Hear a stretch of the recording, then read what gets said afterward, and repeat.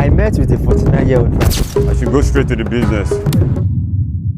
I put my first rhyme down at the age of 13. Jeans wasn't in vogue then, we should. This 49-year-old rapper has met with the likes of Lagbaja and even saw him without his marks, the Lagbaja we all know. He also met with Mod 9, Rugged Man, and DJ Humility, who happens to be his classmates.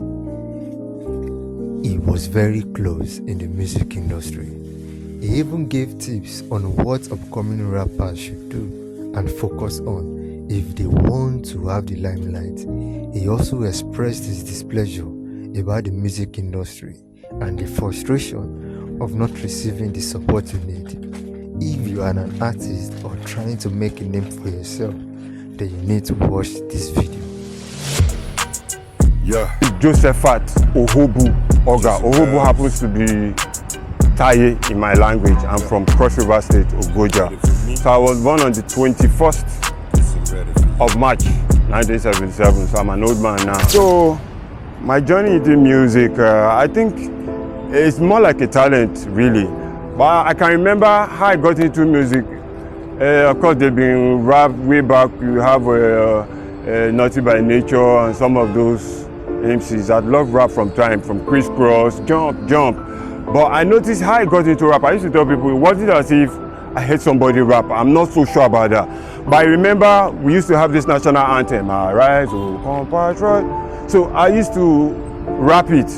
And then I love poems a lot. So you know poems use rhymes as well. So I bought the idea of the rhymes. So national anthem happens to have some of them too. So you will now say, imagine those times in school, we always hit our decks. You know, it was simple for, like I always advise people, for when you're going to do rap, want to write, the music thing you need is, it's like, it will guide you. Any song, anything you do has that beat inside. Now, we've heard the story of Mr. Josephat and how he got into rap and what motivated him and what you should do as a rapper. So what really happened? Let's go further. So along the line then, poems came in. Say the table to the chair, you can hardly be aware how I suffer from the heat and from the simplings of my feet. They were poems, but there were rhymes involved. So I got into the rapping. I started rapping. I didn't even know I could do it, but along the line, started rapping lots of verses, going for shows, went for some big shows. I remember one of the biggest shows I went to was at Unilag here in Lagos. Then in 97, 98. Anyway, I know that Lagbaja just came out with his debut album. Wait, what? Lagbaja debut album? Man, I just look up the date and it was in 1993. I was not even born then. So I was the one, me and my guy were chosen to come and do our rap. Lagbaja was the main artist for that night. So I remember having the opportunity to see Lagbaja face to face. You know, Lagbaja is always wearing the mask and is covered. But I saw him, I was privileged to see him because the artists were backstage. So Lagbaja was there putting his band and his members through drumming and those. So we were able to see. I can remember his face reminding me of Wesley Snipes. Even that show, I remember what happened was, okay, they now called us. My other guy were two of them. He started the rap first, and they're almost going to chase us out, like, oh, you know, booze and all that. And all of a sudden, I just entered with my style, and as usual, I always save the day. So, rap is my thing. I've been privileged to meet lots of artists. Met Mod 9, met Rugged Man, one or two DJs, DJ Humility, we were in the same school. I had a song on video some years back. That will have been like before 2000, thereabout to still, let's say 99. The song was titled Fàájì yìí pọ̀ enough. Kò máa lọ bẹ́ẹ̀ enough. Fàájì yìí pọ̀. So it was a hit then, but the sad part was, in fact, those things discouraged me. You know, for a new artist, you are trying to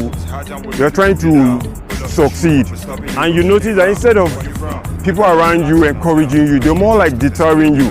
What I mean is, for a new artist, we had to get money to shoot the videos, costumes, rent the hall, and every other thing. And then after shooting the video, of course, you will need to take it to the radio stations, the TV stations, and all that. And they were all like, they demand you have to pay something. It's not free. At some point, we paid way back then. We paid more like 50K. 50K? Imagine how much that money was back then.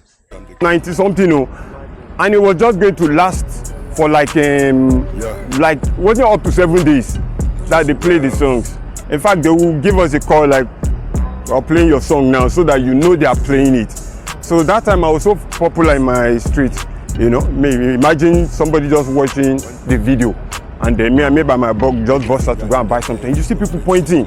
I was in Lasso that time too, so I couldn't, after school hours, I couldn't usually go home. People always pointing like, Juicy Wells in here, that guy we did that song, let me do that song. But it's like that, so we're still on the journey, though we're not as active as we used to. Family demands, you know, but any show, we are ever ready, you know, and like we say, never give up until you win. Thank you, boss. Never give up until you win. I love that statement. Now we've listened to Mr. Joseph's story, aka Juicy Wells. Now let's listen to his rap, and I want you to rate it and leave your comments in the comment section. Thank you. Ẹni tá mú la pè lólè, gbogbo wa la fẹ́ lówó la fẹ́ gbé nílé olókè, arúgbó àtọmọdé, ẹlẹ́màsokò pa nítorí ó jín lẹ́pà, ẹlẹ́ṣẹ̀ ni wá, adẹ̀ǹbẹ̀ Ọlọ́run fún ìgbàlà, ìlú le, kò síṣẹ́ alágbára ti dọ̀lẹ, mo nígbàgbọ́ mo gbàdúrà, àwọn kan pè mí lọ́dẹ̀, kí lélẹ̀ báyìí láìpẹ́ tí yá bá yín, jìbìtì lẹ fi ń gbowó ẹ̀dẹ̀mọ̀gbà tí a yá parí, ojoojúmọ́ kọ́ lẹ́dún, ẹ̀kọ̀kan lọ́bọ̀n jẹ mí kún, jẹ́jẹ́ láyé gbà tówó bá wà máa rọ́ṣọ tuntun. Sùúrù lè lè ṣe tipátipá máa pẹ́ sí páńpẹ́ ṣòwò ọba sórí ṣe bọ́rẹ̀ bàbá mi Mr. Ayangbe àwọn kan níkà nínú lọ́jọ́ Jímọ̀ ọwọ́ ẹ̀wò funfun ó ti wà bẹ́ẹ̀ fún ọgọ́rùn-ún ọdún ọba òkè ìdárẹ́ṣẹ̀wájú wa kó gbé wá sókè ìwọ nìkan lágbẹ́kẹ̀lé jọ̀wọ́ ta wá lórí àwọn ọ̀dà. As you can see, I'm mixing it. I've been rusty. I've not been versing them. Then the second line I now said, wọ́n ní olóṣó ní olóṣì ni kò lè rọrùn wọ̀. That's the same one, no, Abi? I think so. I can't remember Danger. I didn't plan to. Normally we rehearse, but I've been rusty, Jarile. I've been rusty, so it just maybe Josie Wells. Maybe